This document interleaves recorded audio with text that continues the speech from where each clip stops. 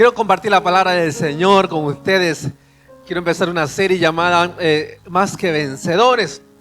Más que Vencedores es un principio, es una declaración, es una intención proclamada por el apóstol también, promovida por Jesús de todo su ministerio. Y de alguna u otra forma necesitamos, como la Biblia nos enseña, la vida del justo es como la luz de la aurora que tiene que ir de gloria en gloria, de victoria en victoria, de proceso en proceso. Entonces nuestra vida está diseñada para ser ascendente, para ser activa, proactiva, cambiante. No podemos estancarnos. Esa sensación de estoy estable, estoy conforme, no hay problemas, no hay circunstancias, no hay sobresaltos. Eso no suele ser una señal saludable, porque el que está con las manos en el arado, el que está provocando el crecimiento, el que está cumpliendo propósitos, constantemente está enfrentando batallas.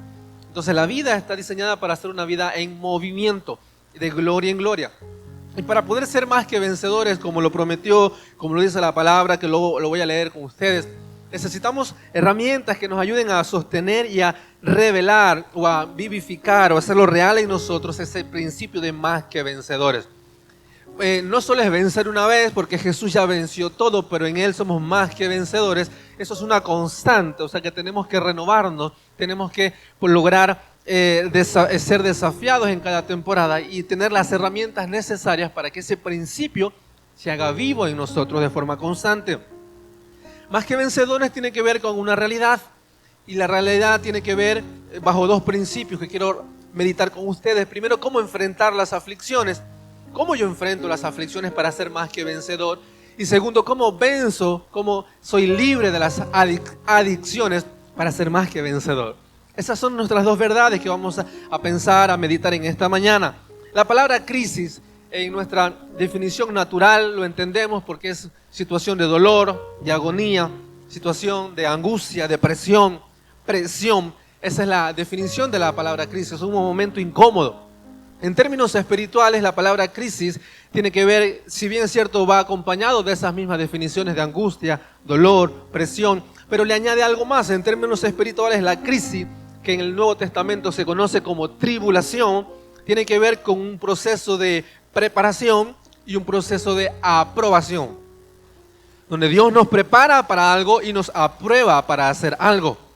Entonces la tribulación en términos espirituales es el proceso como Dios trata con nosotros, pule nuestras vidas, prepara nuestro carácter para desarrollar algo que Él tiene para nosotros y ser aprobados para esa asignación y para esa tarea. Y el salmista David escribió el Salmo 34, versículo 15, quiero leerlo con usted. Los ojos de Jehová están sobre los justos y atentos sus oídos al clamor de ellos. La ira de Jehová contra los que hacen el mal, para cortar de la tierra la memoria de ellos. Claman los justos y Jehová oye, los libra de todas sus angustias. Cercano está Jehová a los quebrantados de corazón y salva a los contritos de espíritu. Muchas son las aflicciones del justo, pero de todas ellas le librará Jehová. Muchas son nuestras aflicciones, pero la esperanza es que de Él nos va a librar de todas ellas. La aflicción, como bien decía hace un momento, es un momento de presión, de angustia, de humillación, para ser probado y preparado para algo. El salmista escribió el Salmo 34, valga la redundancia, en un contexto donde él estaba siendo amenazado de muerte por Saúl, el rey Saúl. Y la historia dice que David tuvo que atravesar más de 10 años de fugitivo por todo Israel, Judá, huyendo de la espada de Saúl. Cuando David derribó a Goliat, cuando David se convirtió en un ganador de batallas, Saúl se llenó de celos y a partir de ahí atentó en contra de la vida de David. Dios ya había ungido a David como el futuro rey.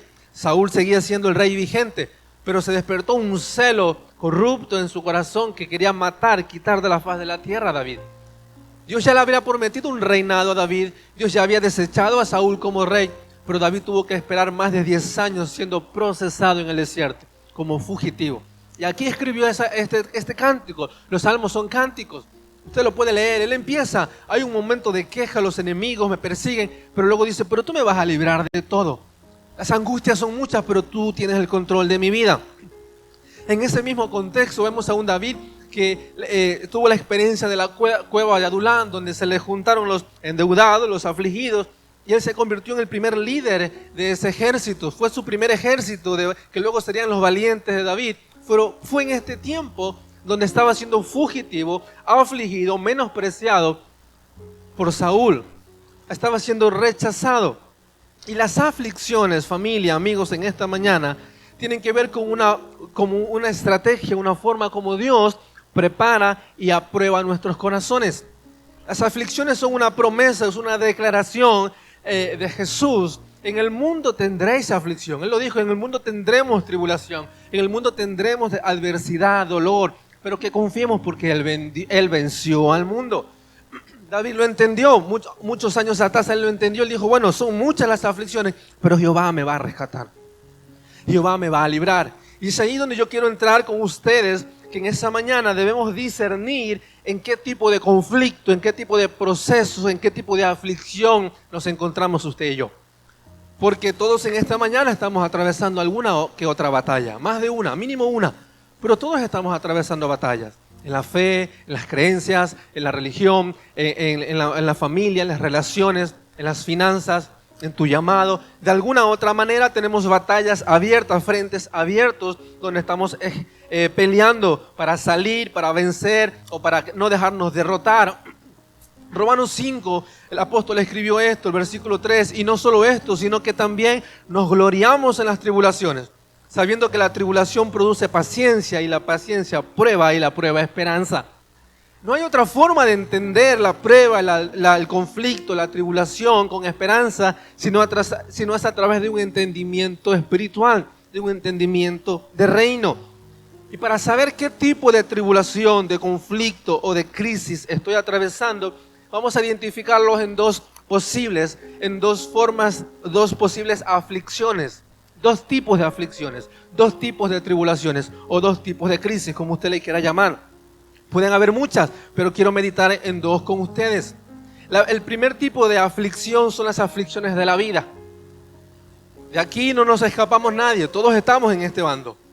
Porque la vida tiene preparado para nosotros de forma aleatoria, inesperada, sin que lo pidamos ni lo llamemos. De repente vienen circunstancias que golpean y quitan la estabilidad. Quizás un fracaso financiero, un fracaso en la relación, quizás un conflicto en la familia, un problema en la salud, una mala noticia en un diagnóstico, quizás una relación que no fructificó. De alguna u otra manera nos encontramos con circunstancias que son parte de nuestra vida. Ni siquiera un condicionante de la fe, sino parte de nuestra existencia, de nuestra humanidad.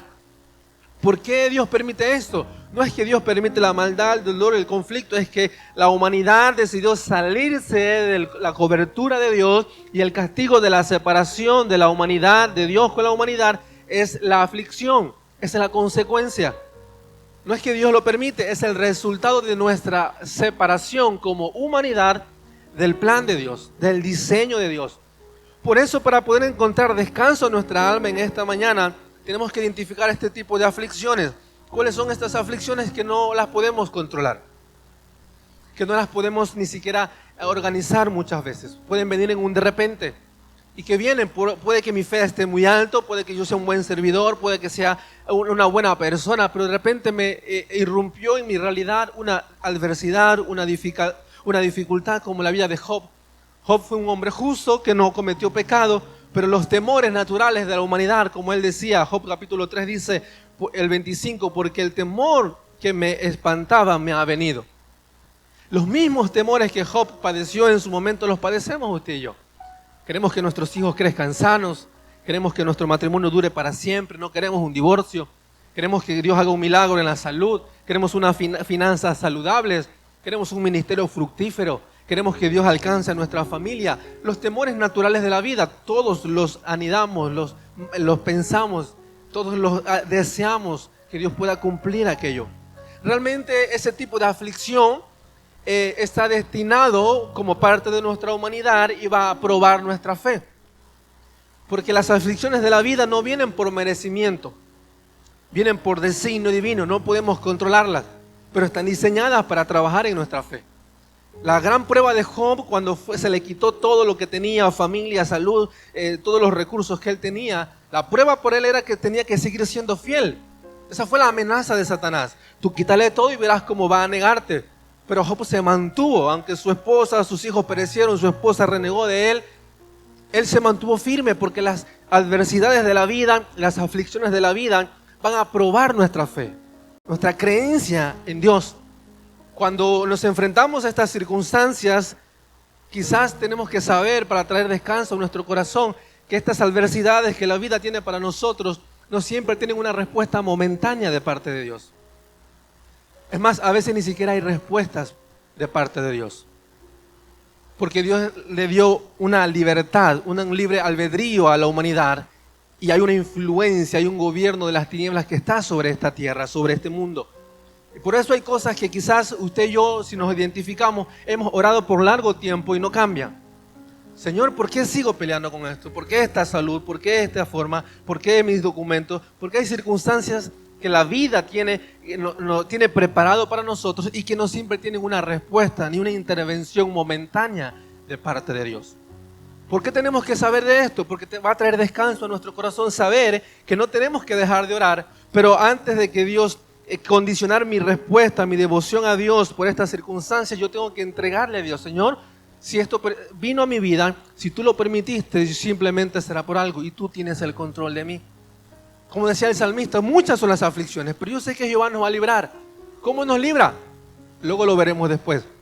Pero la libertad no es el sinónimo de milagros, de cambios. La libertad es la plenitud en medio de lo que estoy atravesando. Eso es libertad. Que quizás no encuentro un sí, no encuentro un milagro, pero sigo siendo eficaz, sigo siendo servicial, sigo siendo pleno para cumplir el propósito del Señor. Entregar en la voluntad de Dios las aflicciones de la vida nos va a ahorrar tiempos de angustia, de decepción y nos va a traer tiempos de descanso. Porque sabemos que, Señor, aún si tú sigues siendo el Dios de mi vida, aún en este diagnóstico adverso, yo voy a seguir descansando en ti. ¿Es sencillo? Claro que no. ¿Es fácil? Para nada. Pero por eso va a probar nuestra fe. Porque la fe es la certeza a través de lo que no vemos, pero esperamos que suceda en el futuro, pero no estamos viendo. Por eso no es fácil. Porque si confiamos en lo que vemos es mucho más sencillo. Pero la fe, las aflicciones de la vida van a estar diseñadas para probar nuestra fe. Quizás las cosas sucedan o no, pero tendremos recompensa. ¿Cuál es la recompensa? Que nuestra fe va a ser probada como la del oro. Y una fe valiosa y fuerte como el oro va a ser una fe inquebrantable, que tarde o temprano Dios va a tener en cuenta o va a provocar la manifestación del poder de Dios. El segundo tipo de aflicciones son las aflicciones del llamado. Según de Corintios 4 dice, pero tenemos este tesoro en vasos de barro para que la excelencia del poder de Dios, del poder sea de Dios y no de nosotros. Porque estamos atribulados en todo, mas no angustiados, en apuros, mas no desesperados, perseguidos, mas no desamparados, derribados, pero no destruidos. Algunos dicen, yo estoy como todo esto, derrubado, angustiado, endeudado, entristecido. Pero quédese con la otra también. Estoy perseguido, pero no estoy angustiado, no estoy derribado. Estamos en pruebas, pero no estoy derrotado. Seguimos ahí, al pie de la batalla, al pie del cañón. Porque ¿cuál es la recompensa? Porque nosotros que vivimos siempre estamos entregados a muerte por causa de Jesús, para que también la vida de Jesús se manifieste en nuestra carne mortal. Y es aquí donde tenemos que encontrar descanso en este segundo tipo de aflicción. Las aflicciones del llamado tienen que ver como respuesta a nuestra obediencia a Dios. Por eso el apóstol dice, estamos en un momento bastante complicado.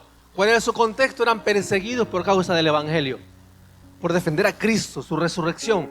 Es más, la vida de los discípulos, el final de la vida de los discípulos, todos fueron castigados a muerte con la peor calidad de muerte que usted se puede imaginar, torturados.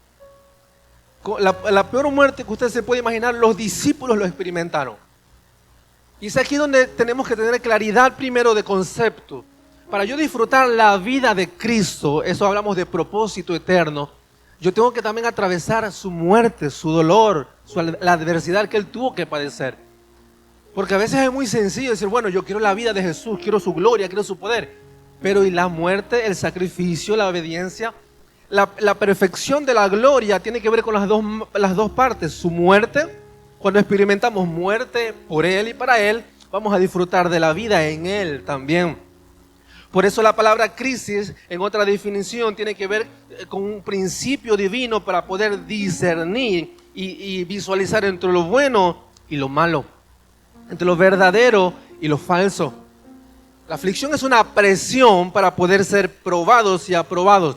Para yo ser probado y aprobado tiene que ser revelado lo que realmente no está alineado con Dios. Lo que realmente es parte de mi humanidad. Lo que realmente es parte de mi orgullo y necesita ser revelado. Por eso la palabra en la definición griega y hebreo tiene que ver con eso, con aflicción, con tribulación. Para que la tribulación y la crisis puede desembocar en dos direcciones. Una crisis, una tribulación puede ser la catástrofe para alguien o puede ser un tiempo de redención para alguien. Para los que están sin Cristo, una crisis es el final de la historia. Es dolor, es angustia, pero para los que estamos en Cristo, la crisis, como dice la palabra, es un proceso simplemente a una nueva vida, una nueva temporada. Cuando entendemos que qué tipo de crisis estamos atravesando, podemos enfocar de manera certera nuestra oración. Por eso es relevante, importante saber cuál es el tipo de crisis que usted y yo estamos atravesando en esta mañana. Si son circunstancias de la vida que no podemos controlar, tenemos que seguir orando, claro que sí, porque Dios puede intervenir en un de repente, pero no va a condicionar mi fe, no va a condicionar mi respuesta a Dios. ¿Por qué? Porque son cosas que la vida tiene preparado de forma aleatoria para todos. Yo no soy peor ni mejor que nadie, así es la vida. Y eso tiene que traer descanso a mi alma, que ninguna circunstancia adversa va a condicionar mi fe, sino que me va a empujar mucho más profundo para depender de Dios. Quizás estamos en el otro bando, las crisis, la tribulación por causa del llamado de Dios. A veces confundimos la paz que Jesús prometió con la ausencia de problemas. Y pensamos o intentamos de forma inconsciente encajar a Dios que todo lo que tiene que pasar en mi vida, todo lo que va a acontecer en mi vida tiene que estar acompañado de paz. Pero imagínense, usted se imagina que Jesús, cuando fue golpeado, cuando le arrancaron la barba, cuando le abofeteaban, cuando le golpeaban, Él tenía paz en su corazón. Imaginamos la paz como ese descanso. Ay, buena onda, yo estoy bien, Dios es bueno conmigo. En ese momento Jesús estaba siendo afligido. Es más que Él se sintió abandonado. Es más, su cuerpo en el Getsemaní, sus cuerpos goteaban gotas de sangre. O sea, su cuerpo estaba colapsando. La paz no es una emoción tranquila, no es una emoción de calma. La paz es una convicción de procesos y de plan de Dios en medio de la adversidad. Por eso es que tenemos que amplificar nuestra mente. Porque como yo le digo, es que ten paz en el Señor, pero tú no sabes la enfermedad que estoy pasando. Tú no sabes qué conflicto tengo con mi familia. ¿Por qué? Porque asociamos la paz con la ausencia de conflicto, de malestar, de incomodidad. Pero fíjese lo que dice Jesús. Jesús dijo esto, se lo voy a leer. Que confundimos la plenitud del Señor con algunas circunstancias. El apóstol escribió en 2 Corintios 12, dice: 3 veces he pedido al Señor que me quite este sufrimiento, pero ¿qué me dijo? Bástate mi gracia. Y de alguna otra manera usted y yo nos encontramos en esta realidad. En Mateo capítulo 10 dice: no penséis que he venido para traer paz a la tierra, yo he venido para traer espada. El mismo Dios de amor también es un Dios justo, guerrero, de fuego consumidor. Entonces no podemos encajonar la presencia y el proceso de Dios con nuestras vidas simplemente con una plenitud emocional. No siempre vamos a sentir plenitud en las emociones. Hay días que decimos: quizás hoy no quiero servir a Dios, quizás hoy no quiero levantarme de la cama, quizás hoy no quiero ir a la iglesia. Nuestra emoción es cambiante y es afligida muchas veces. Por eso es necesario saber que hay aflicciones que no podemos controlar y no tenemos que movernos por emoción, sino por convicción, fe. Señor, tú sigues siendo mi Dios, yo voy a estar contigo, tú estás conmigo. Segundo, si yo decidí servir al Señor, el día que usted y yo aceptamos a ser seguidores de Cristo, las tinieblas van a ir en contra suyo. Déjeme decir una buena noticia. El día que usted se prepara para consagrar su vida, su familia, el mundo va a ir a estar en contra de usted. Esas son las tribulaciones por causa de nuestra obediencia a Dios. Esa sensación de que todo está en calma no funciona.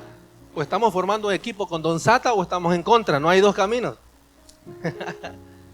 Entonces, entender que las aflicciones por la obediencia traen recompensas eternas. No es un castigo o una mala decisión, no, trae recompensas eternas. Cuando las aflicciones por obediencia al llamado son parte de nuestra existencia, tendremos la capacidad del apóstol, que entre todas estas tribulaciones nos gloriaremos con él. Porque nuestra recompensa no es simplemente un momento de plenitud emocional, hay recompensas eternas que él tiene para nosotros. Hay herencia, hay salvación, hay influencia. Por eso hay recompensas mayores que tienen que estar dentro de nuestro concepto, para no quedarnos estancados o más de la cuenta en los lamentos, en el dolor o en la frustración, de la ausencia de respuestas o de los silencios de Dios en nuestras vidas. Porque Dios no libró de la muerte a ninguno de sus discípulos. El mismo Esteban, que fue el primer mártir, lo más cercano que él pudo ver a Dios de forma humana, me explico, que cuando las piedras le llovían a él vio los cielos abiertos y vio a Cristo allá arriba. No sucedió, no, es que Cristo vino, se puso delante de él, le arropó con ángeles sobrenaturales, querubines y serafines y pisó la cabeza a los que tiraban piedra. No, Esteban murió, pero contemplando la hermosura de la presencia del Señor, recompensas eternas. Por eso nos va a traer sanidad al alma, saber que muchas de las aflicciones que vamos a atravesar, estamos atravesando, son parte de nuestra obediencia al Señor. Por eso lo dijo, tendréis aflicción, muchachos, chicos. Habrá aflicción. Los que estamos en el ministerio, los que estamos intentando consagrarnos, no hay una ausencia de conflicto a través de nuestra obediencia. Es más, la obediencia va a traer conflicto. Y entender esto nos va a traer descanso a nuestra alma. Porque ¿cuántas veces no nos hemos pasado semanas orando para que Dios nos libre de problemas? ¿A qué sí? No levante su mano, pero es verdad. Señor, líbrame de mi jefe que me grita, me riñe, no me quiere pagar, o líbrame del hermanito que me cae gordo. Yo no sé, algunas cosas que usted ora y que muchas de esas no obtenemos respuesta. ¿Por qué? Porque las aflicciones es una estrategia, una herramienta que Dios usa para probar nuestra fe y para ser aprobados en cuanto a la asignación que Él tiene para usted y para mí. Cuando David estaba huyendo en el desierto, los años que él tuvo como fugitivo, Dios ya había puesto una asignación de reinado sobre él. Pero Dios necesitaba formar al futuro rey de Israel. Ya lo había llamado, pero en el desierto, en la persecución, en la injusticia, estaba siendo preparado para ser aprobado como rey de Israel. Y si usted y yo le creemos a Dios por un llamado, y si somos mensajeros del reino, Dios va a tratar con nuestro corazón. Dios va a tratar con nuestra fe. Y por eso quiero darle dos herramientas de cómo enfrentar estas aflicciones. La primera forma de enfrentar las aflicciones de la vida o las aflicciones del llamado tiene que ver con fe. No hay otro camino. Pueden haber más herramientas, pero quiero dejarle dos. Tiene que ver con fe. ¿Qué es la fe? La fe es la confirmación, es la afirmación de nuestra creencia en Dios y en su poder. Eso es fe. Es la creencia, la confirmación en el Dios como el Señor de mi vida y en su poder sobrenatural. ¿Por qué necesitamos fe para enfrentar las aflicciones? Porque ahí vamos a poder entender que las tribulaciones es el resultado de nuestras convicciones. O sea, cuando yo enfrente tribulación es porque estoy siendo obediente al Señor. Quizás mi familia no me entiende. Quizás mi familia me deshereda, me rechaza. Quizás el círculo de amigos se quedó escaso. Glorifica al Señor. ¿Por qué? Porque mientras tú estás siendo obediente al Señor, el mundo va a ir en contra de ti. Y glorifica a Dios en medio de esa tribulación. ¿Por qué? Porque es fruto de tu obediencia, no de tu desobediencia. Y es aquí donde necesitamos fe para entender que esa aflicción es parte de mi asignación. Parte del carácter de Cristo siendo formado en mí. Si no enfrentamos las aflicciones con fe, tomaremos las respuestas y las herramientas equivocadas. Cuando alguien me hiere, me voy de la iglesia. Cuando las cosas no me gustan, dejo el ministerio. Cuando hay conflictos en mi matrimonio, yo ya quiero divorciarme de buenas a primeras. Cuando los hijos se ponen rebeldes, yo ya no voy más para allá, no hay nada que hacer. Cuando las finanzas escasean, pues yo ya me vuelvo infiel al Señor. ¿Por qué? Porque reaccionamos de forma equivocada cuando nuestra mente y nuestro enfoque está en las cosas terrenales. Por eso nuestra fe va a ser desafiada para poder permanecer en medio de las aflicciones. De alguna u otra manera, la aflicción es un recurso para preparar nuestro carácter y ser aprobados como discípulos y siervos de Él. Jesús tuvo que entregar todo para ser aprobado por su Padre. Cuando Él dijo, este es mi Hijo amado, Él se hizo hombre, dejó su trono, vino a la tierra se despojó de todo, se hizo siervo e encontró la aprobación de Dios. Es necesaria una vida de fe, no una fe de creencias, sino una fe de convicciones firmes. Dios es Dios en todo tiempo, en la salud o en la enfermedad, en la tribulación o en las victorias, en las derrotas. Dios es mi Dios en todo tiempo. Eso es una fe de afirmación, no solo de emoción. Porque es muy fácil creerle a Dios cuando la cuenta está rebosante de dinero. Incluso a veces peleamos milagros, Señor, que se equivoquen los del banco, que me ingresen 2.000 euros así de la nada. Y gloria a Dios decimos. Pero ¿sabe qué pasa? Yo decía en el primer servicio, yo tengo reservas en algunos milagros. Yo creo en los milagros, creo en el poder de Dios y creo que verán mayores milagros y mayor poder de Dios. Pero muchas veces nos enfocamos solo en la respuesta del milagro, que decimos, bueno, es que yo tenía una deuda de 10.000 euros y tuve como 5 años trabajando todos los días y me embargaron la cuenta, perdí el coche, casi pierdo la casa, incluso el matrimonio casi lo pierdo, pero el Señor hizo un milagro y de repente tocó a alguien y me dio los 10.000 euros para pagarlo. Y gloria a Dios. Y está bien, gloria a Dios, Dios puede hacerlo, pero nos encandilamos por la respuesta del milagro y nos olvidamos de los 5 o 10 años de proceso. Porque muchas de las aflicciones, separándolas de la vida y la obediencia a Dios, son consecuencias de nuestra desobediencia a Dios. Porque antes de esperar un milagro de salvación in extremis, podíamos ordenar nuestra vida y nuestras finanzas, empezar a tener principios para que Dios organice nuestras finanzas, por ejemplo. Antes de esperar que Dios convenza a mi esposa que anule el divorcio antes de que se marche de casa, yo puedo empezar a convertirme en un buen esposo antes de que llegue el final de la sentencia. Y el mayor milagro no es la intervención de Dios, es la transformación del carácter. Por eso necesitamos fe, de convicción. Y la segunda herramienta es la obediencia. La obediencia y la fe son convicciones fuertes en Dios. La obediencia es la aceptación de su señorío en nosotros. Es cumplir su voluntad, hacer su voluntad. Mateo 25:24 dice, pero llegando también el que había recibido un talento, dijo, Señor, te conocía que eres hombre duro, que ciegas donde no sembraste, que recoges donde no esparciste, por lo cual tuve miedo y fui y escondí tu talento en tierra y aquí lo tienes, es tuyo. 3 siervos recibieron 3 niveles de talentos, uno 5, otro 2 y recibió 1. El que recibió 1 tuvo una percepción equivocada de su Señor. Literalmente le estaba diciendo, tú eres un siervo injusto porque quieres cosechar en un lugar donde no sembraste. Él estaba diciendo, este es el simbolismo de Cristo, o sea, le estaba diciendo que Dios es malo, Él es malo. Entonces, como tú eres malo, severo, injusto, yo no voy a trabajar. Yo te lo escondí para no fracasar y te lo devuelvo lo que es tuyo. Esa es la actitud de este tercer siervo. El más quejoso, el más equivocado, que solo recibió un talento.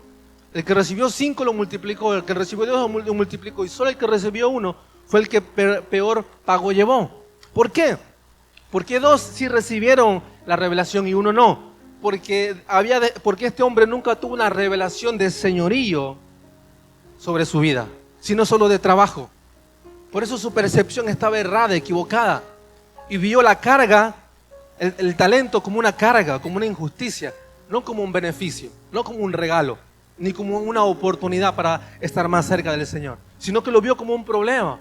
Por eso dijo, no, esto es peligroso, yo lo voy a esconder y se lo devuelvo. Y tan pancho, tan tranquilo. Por eso seguir los mandamientos de Dios no es fácil, pero va a probar nuestra fe y va a probar nuestra obediencia. Es el señorío de la voluntad de Dios sobre nuestras vidas. Es importante saber que la única forma de comprobar nuestro corazón es a través de la respuesta del señorío de Dios en nuestras vidas. ¿Cómo respondemos a lo que Dios nos da? ¿Cómo respondemos a lo que Dios ya nos ha dado? Eso habla de qué tan cerca está nuestro corazón, no a su trabajo, sino a su señorío sobre nosotros. Por eso estos 2 muchachos dijeron, no, este es el Señor, no, nada de miedo, no, se pusieron a trabajar y fructificaron. Pero este hombre tenía una equivocación, un cacao en su mente porque había desconectado su corazón del Señor de la casa.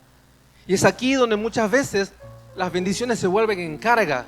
El ministerio, el servicio a Dios se vuelve una carga impuesta que empezamos a quejarnos, a renegar.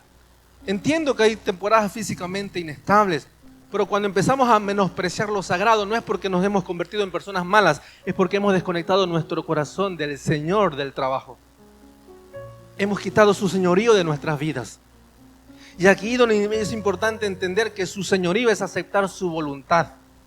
No que yo lo entienda, no que a mí me dé gusto, no que yo esté conforme, es su voluntad. Lo que Él me pide, yo lo abrazo y lo hago. ¿Por qué? Porque mi corazón está conectado a Él. Cuando su corazón está conectado al mío, mi respuesta es inmediata. Mi respuesta es instantánea.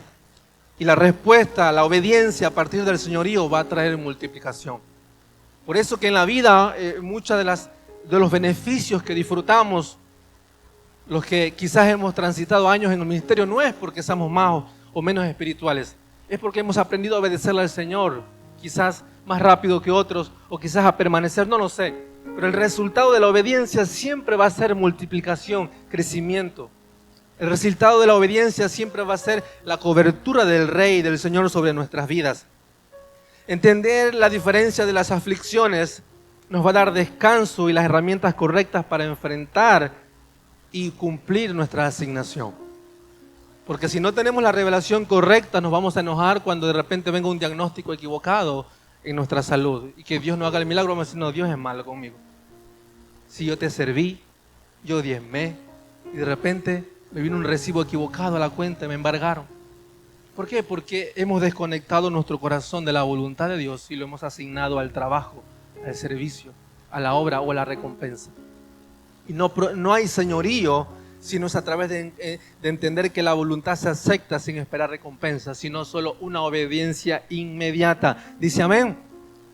Las aflicciones son parte de la vida y están diseñadas para probar nuestra fe y prepararnos para cumplir el llamado de Dios. Si Dios está tratando contigo, dale gracias al Señor. ¿Por qué? Porque Él no ha quitado su confianza en ti. Muchos no vamos a entender los procesos que Dios tiene contigo. Los ojos de Saúl de cara a David eran ojos de envidia. Es más, de la gente que estaría cerca de Saúl, incluso el hijo de Saúl, Jonatán, no entendían por qué su padre tenía que ser injusto con David si no había hecho nada malo. Pero cuando el mundo natural ve injusticia, ve dolor, ve decepción, Dios está viendo propósito eterno. Dios no estaba viendo a un simple fugitivo, Dios estaba viendo al futuro gran rey de Israel. Por eso lo estaba preparando. Quizás hay gente que en tu entorno no te va a entender por qué sigues siendo tan fiel al Señor si mira cómo estás. Porque sus ojos están desconectados de las cosas eternas. Pero Dios no solamente te ve como un trozo de carne, como mano o trabajo gratis. Dios te está viendo como un siervo de Él, una sierva de Él, como un hombre, una mujer que va a ejercer gobierno en esta tierra y en la eternidad con Él. Por eso tenemos que traer convicción a nuestra vida de que los procesos que atravesamos son parte de la preparación y la transformación de Dios con nuestras vidas. Que quizás no estemos contentos y alegres, claro que no, porque no vamos a estar para tirar petardos al aire por una enfermedad, pero vamos a encontrar descanso y decirle, Señor, aún quizás tú todavía no hagas un milagro, yo sé que tú sigues utilizando mi vida para cosas valiosas. Quizás no entiendo, quizás me hirieron, quizás me decepcionaron, bueno, pero tú sigues utilizando mi vida. ¿Por qué? Porque el poder de Dios se va a perfeccionar a través de nuestras debilidades. Si queremos mayor poder, tenemos que aprender a ser más débiles. Si queremos mayor recompensa, tenemos que atravesar mayor tribulación. Yo no sé si es una buena noticia para todos, pero a mayor recompensas eternas, mayor tribulación en esta tierra. A mayor aflicción, mayor aprobación para cosas mayores. Esa es la estrategia del reino. Dile a tu vecino, si Dios te está presionando, es porque tiene cosas mayores para ti. Vamos, dile, predícale por favor. Si Dios te presiona es porque quiere algo nuevo y mayor para ti. Amén. Segundo principio, ¿cómo enfrentar las aflicciones? Con fe y con obediencia, el señorío del Señor. Descansar en Él, descansar en Él, que estamos siendo fieles al Señor. Segundo, ¿cómo vencer? ¿Cómo ser libres de las adicciones? La definición de adicciones tiene que ver con dependencia de sustancias u actividades nocivas, dañinas para la salud y para nuestro equilibrio personal. Entonces, una adicción es un exceso, una dependencia, una práctica recurrente de algo que nos hace daño. Ahora, vamos a unificar esto. Normalmente nuestra mentalidad viene de los adictos, de aquellos que ya vemos bien extremos. El drogadicto de la esquina, el borrachito del barrio, el hombre que sabemos que tiene algunas perversiones y hábitos delicados. Entonces asociamos ese nivel de perversión, ese nivel de adicción. Pero déjeme decirle algo para que todos tengamos la misma paz en esta mañana. De alguna u otra manera todos estamos traumados por algo. Es la verdad. Porque si no estaríamos en otro nivel de crecimiento. Todos tenemos algún trauma del cual hemos crecido, somos resultado. Mire así medio que mira al de al lado, no le diga nada, solo mírelo y va a ver que todos estamos traumados en algún área. No le diga nada, solo mírelo. Segundo, todos tenemos heridas en el alma. ¿Quién no ha sufrido heridas? ¿Quién no? El mismo Jesús comió con Judas, el que le iba a entregar, le dio un beso, el beso de Judas. Y él sabía que le iba a entregar, fue traicionado. ¿Quién no tiene heridas en el alma? Y es aquí donde a veces nosotros, usted y yo, ustedes los del primer servicio, a veces se creen más buenos que Jesús. Y dicen, no, es que si ahí me hieren, yo no vuelvo más a esa célula. ¿Por qué? Porque todos son falsos. Yo voy al segundo servicio porque los del primero, esos son más mentirosos. No se lo cuenten, por favor. Y pensamos que nuestra percepción de realidad, de perfección, tenemos el derecho de tener esa mentalidad de pedir perfección, pedir que no nos hieran, que no nos traicionen. Pero déjeme decir algo, todos tenemos una herida, todos tenemos un trauma y todos tenemos adicciones. Ahora, no vamos a hablar del tipo de adicciones, quizás lo hablemos la próxima semana, pero hablaremos de que hay adicciones más dañinas, más nocivas, y adicciones que quizás dice, bueno, puedo vivir con esto. ¿Cuál es una adicción? Bueno, el café, por ejemplo. Me gusta el café, día y noche, está bien, no nos vamos a meter con el café, tranquilos, tengan paz en su corazón. Entonces, hay adicciones que quizás son más nocivas, más dañinas y que no afectan a nuestra fe, está bien, otro día hablaremos de eso, pero todos tenemos un tipo de adicción en nuestra vida. ¿Por qué? Vamos a la definición. La adicción es un hábito recurrente, algo que normalmente lo hacemos de forma continuada o prolongada en el tiempo que nos hace daño. Entonces, es allí donde todos de alguna manera tenemos algo que nos está haciendo daño y que lo seguimos practicando. No lo hemos soltado.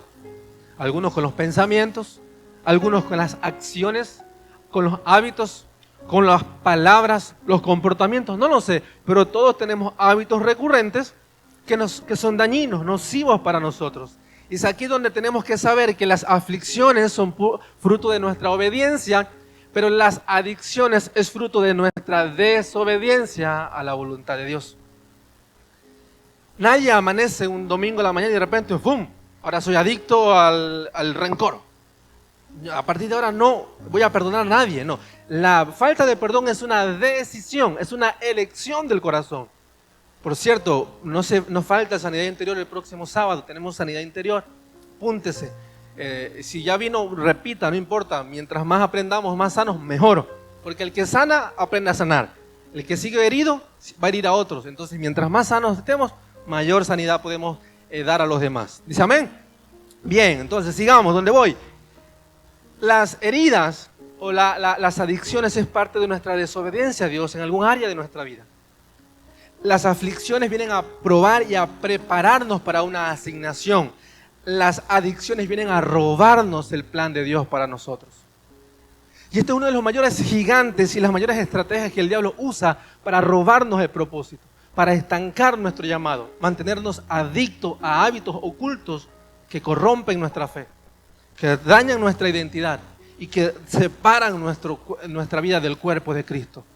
Por eso que no vamos a revelar las adicciones que tiene el de al lado, no busque, cuéntame, no vamos a chismear. Vamos a traer sanidad a nuestro corazón. ¿En qué sentido? Que para poder vencer las adicciones yo tengo que identificar esos círculos viciosos. Vamos a ser sinceros con el Espíritu Santo. Un círculo vicioso, déjeme decirle una definición de círculo vicioso, es aquellas prácticas repetidas, algún hábito, costumbre que me causa daño, que produce recompensa, placer, pero carece de propósito. Produce placer, recompensa momentánea, me siento bien, tengo razón, herí, dañé, competí, eso, pero no tiene propósito, es más, me aleja de mi propósito con Dios. Y es ahí donde estamos esclavizados en un círculo vicioso que va a atentar en contra de nuestro llamado. Para poder vencer esos círculos viciosos, yo tengo que identificar en qué áreas yo estoy cayendo de forma recurrente a tropezar con los mismos hábitos, con las mismas respuestas, con las mismas prácticas, con los mismos gigantes.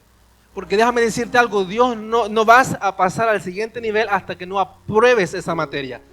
Si temes a la traición, vas a encontrarte traicioneros en el camino hasta que aprendas a pasar por encima de la traición. Si no nos cuesta perdonar, vamos a ser traicionados y por falta de perdón hasta que aprendamos a tener un corazón perdonador. No hay otro camino para la perfección o para la sanidad del alma. Es a través de la perfección y transformar un círculo vicioso en un círculo virtuoso. Sígame. Un círculo virtuoso, dice 2 de Pedro 1, vosotros también poniendo toda diligencia, por esto mismo añadid a vuestra fe virtud. ¿Qué es la virtud? Es la perfección, la excelencia de hacer las cosas buenas o hacer las cosas bien. No como a mí me gusta, sino como el Señor dice que se hagan. Esa es la mejor forma de ser eficaces. No puedo yo tener mayores temporadas de crecimiento, de victoria, ser más que vencedor en esas áreas donde sigo siendo derrotado por practicar y hacer de la misma manera como lo vine haciendo años atrás. Por eso nos encontramos con señoritas o jovencitos y adultos, no solo los jovencitos, los adultos, que volvemos a tropezar con las mismas malas compañías, las mismas parejas tóxicas, dañinas. ¿Por qué? Porque hace poquitos meses tuvieron una relación fallida, pero volvemos al mismo hábito equivocado, elegir de forma incorrecta. Y póngalo en cualquier lugar. Huimos de una célula porque alguien me traicionó, vas a encontrarte otro en otra célula porque Dios prepara esos agentes de cambio. Algunos le llaman lijas, ¿sabes? Para ser espiritual le llamamos lijas. Son agentes de cambio que van a preparar tu corazón para tu crecimiento. Y quizás no digamos amén, pero Dios los tiene preparados en la esquina. Al lado tuyo quizás hay uno, no lo mires, pero puede que haya uno al lado tuyo. ¿Y por qué? Porque Dios está interesado en que crezcas. Dios está interesado en que seas aprobado por una asignación mayor. Por eso necesitamos soltar esos círculos viciosos que te corrompen el llamado, que roban tu fe, que pervierten tu identidad. A través del Espíritu Santo, yo sé que tú ya identificaste áreas en las cuales de forma recurrente vuelves a tropezar con la misma piedra. Y por eso muchos de nosotros nos aislamos, nos alejamos del llamado. No nos exponemos a ser vulnerables en un liderazgo. ¿Por qué? Porque sabemos que hay gigantes internos que nos derrotan. O sabemos de qué pata cojeamos.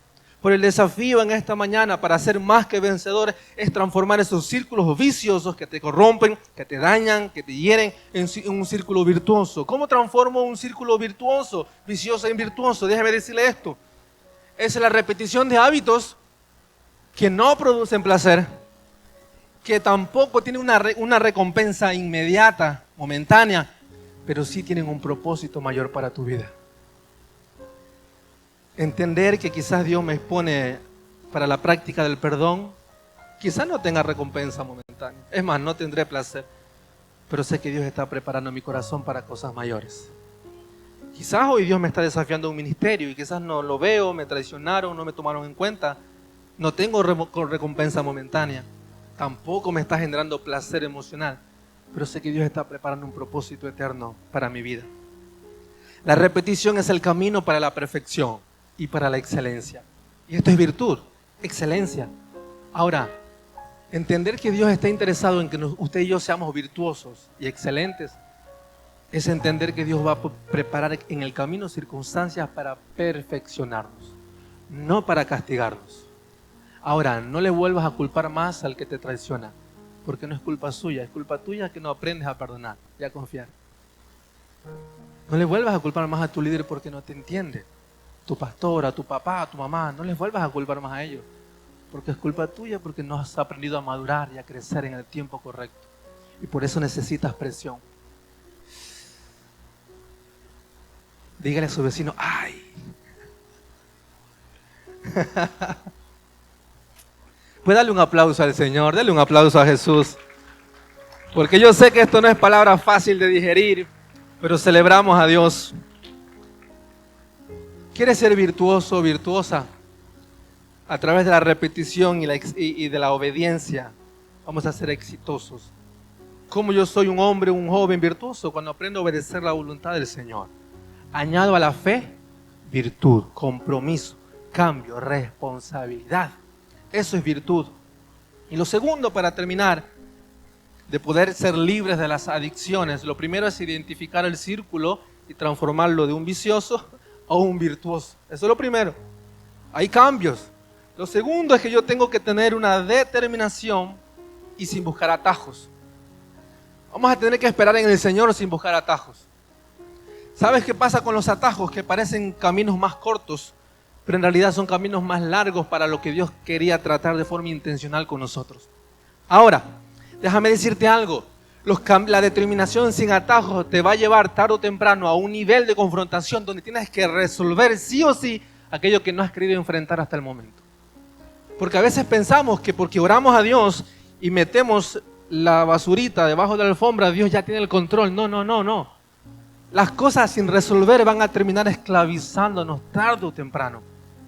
Por eso, si yo de alguna u otra forma los ejemplos que te he puesto es porque Dios no es que está empeñado en castigarnos, está empeñado en que crezcamos, que maduremos. Por eso necesitamos determinación sin atajos. Tenemos que enfrentar la realidad.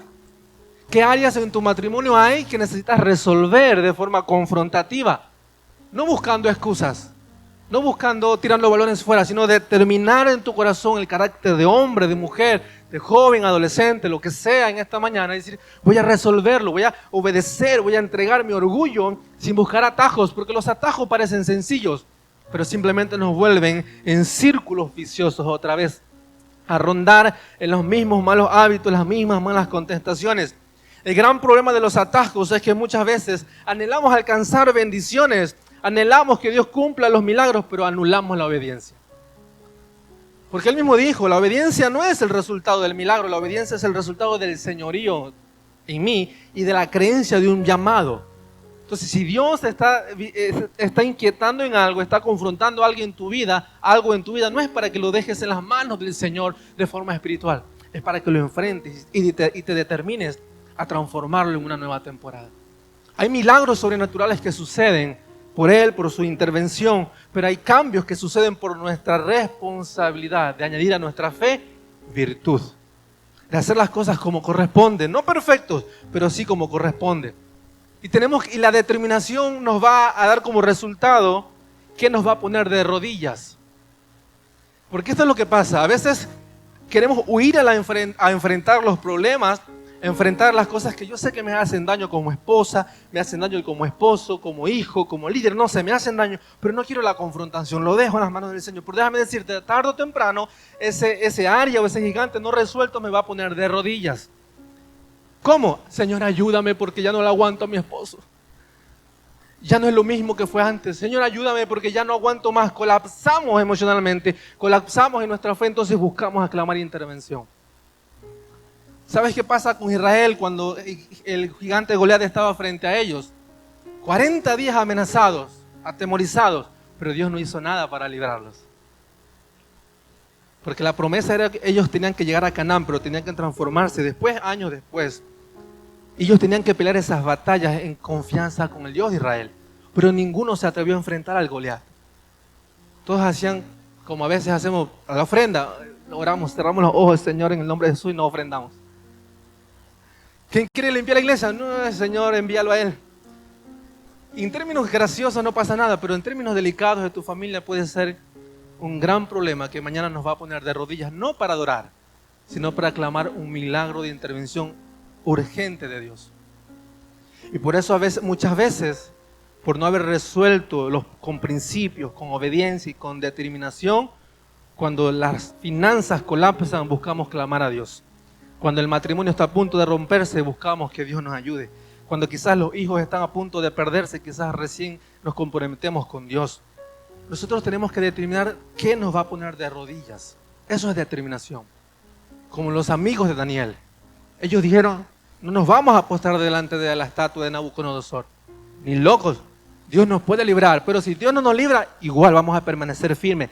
Determinación en arreglar, en confrontar aquello que te corresponde a ti como varón, como mujer, como hijo de Dios. ¿Sabes que el número 7 en el plan de Dios es un número de perfección, de procesos y de temporadas? Y en la historia de Israel, Josué, cuando iban a conquistar Jericó, las murallas eran muy grandes, Jericó estaba cerrada, muy cerrada, no había forma de cambiar eso. Y Dios le da una estrategia loca. Olvídense de las armas, olvídense del ejército, vamos a dar vueltas allí, calladitos. No solo dar vueltas, sino callaos.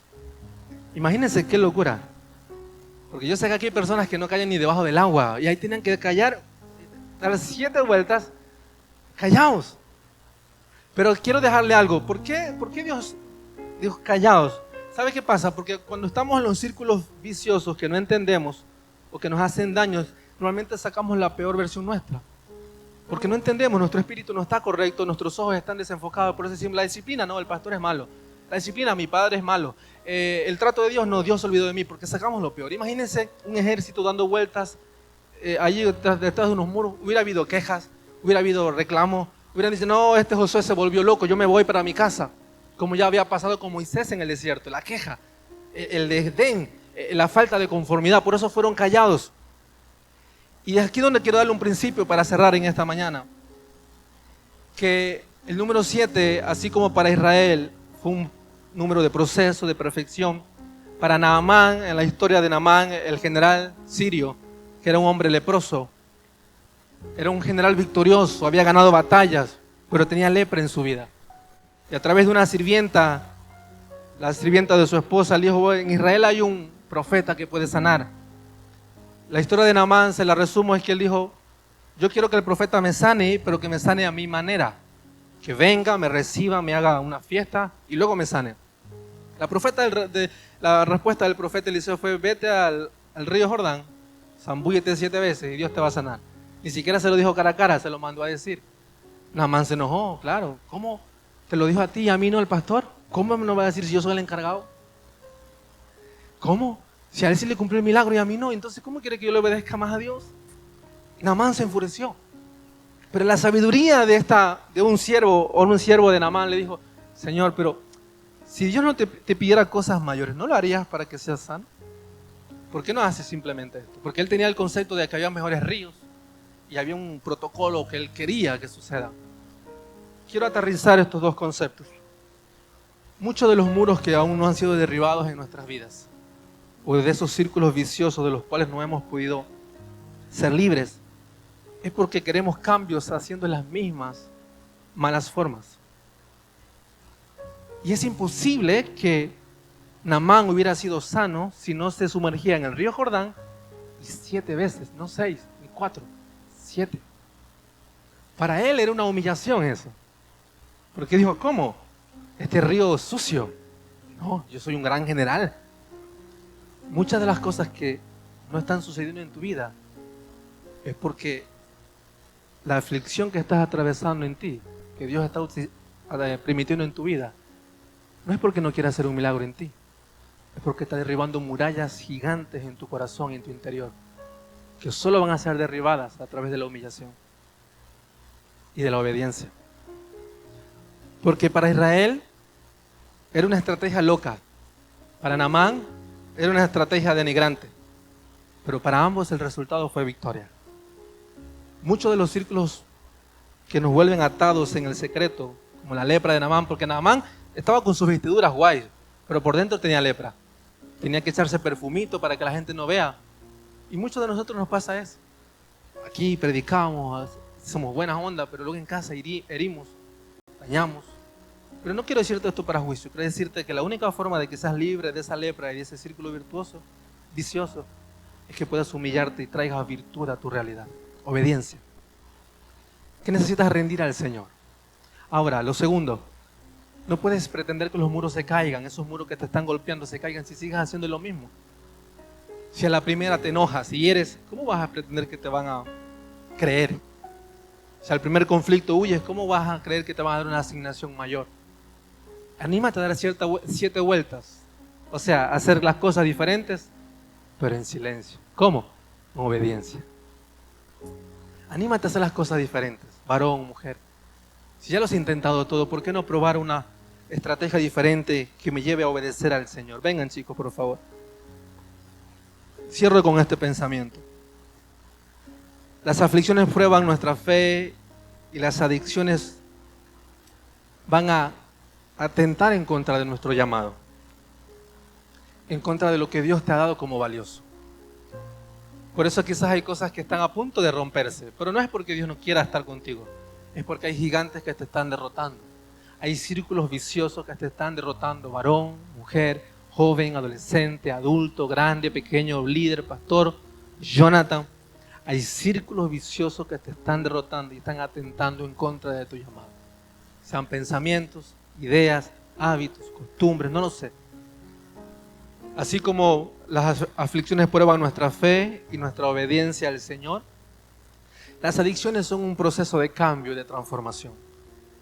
De alguna u otra forma, la esencia de todo esto, familia, en esta mañana, es saber qué tan conectados estamos al señorío de Dios sobre nosotros. Porque la forma como respondemos y administramos los dones habla de qué tan conectados estamos con su señorío. Si hasta ahora no has podido tener un matrimonio saludable, no es porque seas el peor esposo. Es porque quizás te desconectaste hace tiempo del señorío, del Señor que te dio a esa esposa. Si hasta ahora quizás no estás disfrutando un ministerio saludable, porque a veces nos cansamos, ¿no? Otra vez la iglesia, otra vez el ministerio, es porque hace tiempo te desconectaste del Señor, del ministerio, del talento. Si hace tiempo que no encuentras plenitud en venir a la iglesia, en adorar, en decir, Señor, qué grande eres. No es porque eres inerte, duro, es porque simplemente te desconectaste hace tiempo del Señor, de los dones, del llamado, del propósito. Cuando nuestra percepción es equivocada de cara al Señor, por eso sale lo peor de nosotros. Nos quejamos, nos enojamos, herimos al que tenemos cerca, le decimos cualquier cosa, parece que desayunamos con limón y no nos aguanta nadie. ¿Por qué? Porque nos hemos desconectado y por eso nos quejamos. Aunque tenemos solo un trabajo, nos quejamos como si fuera el trabajo del Pentágono. Solo tenemos que hacer un servicio. ¿Y por qué otros multiplican? ¿Por qué otros disfrutan un matrimonio saludable? ¿Por qué otros tienen a sus hijos sirviendo a Dios? ¿Por qué otros están creciendo? No es elección, no es capacidad, es conexión con el Señor que nos da todo. Por eso que las aflicciones, más que un castigo de Dios, están diseñadas para que tú y yo nos adentremos más profundo a las entrañas del corazón de Dios. Como Job, Señor, tú me quitaste, pero no importa.